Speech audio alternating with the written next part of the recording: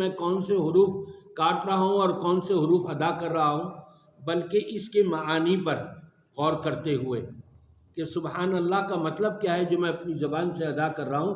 اللہ تعالیٰ ہر عیب سے پاک ہے، عیب دار تو ہم ہیں لیکن اللہ ہر عیب سے پاک ہے۔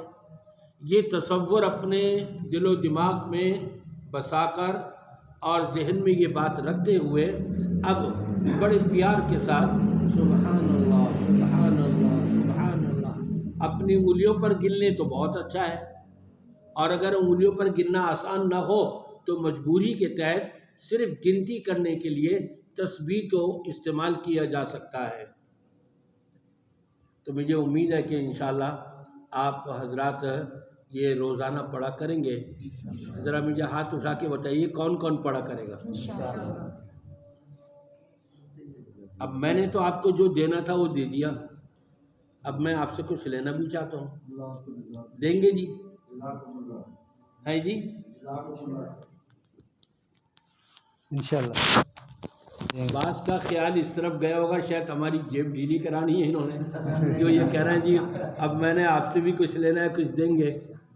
آپ سے صرف دعائیہ کلمہ لینا ہے میرے لیے۔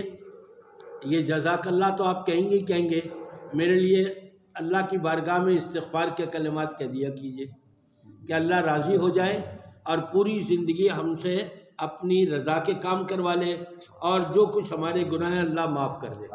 بس یہ میں نے آپ سے لینا ہے انشاءاللہ تعالی۔ ابھی میں 2 دن ہوں یہاں پر، اور آپ کو مزید وظیفہ انشاءاللہ یہ بتاتا رہوں گا۔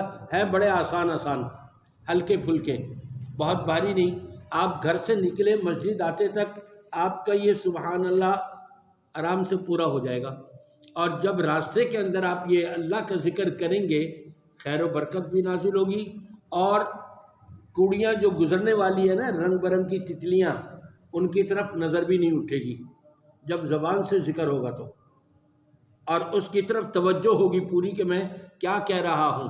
تو پھر انشاءاللہ نگاہ جو ہے نا یہ بھی غلط نظروں سے بچ جائے گی، محفوظ ہو جائے گی۔ جب نگاہ بچ جائے تو دل کی بھی صفائی ہوتی رہتی ہے۔ دعا ہے کہ اللہ تبارک و تعالی ہم سب کو اپنا ذکر زیادہ سے زیادہ کرنے کی توفیق عطا فرمائے۔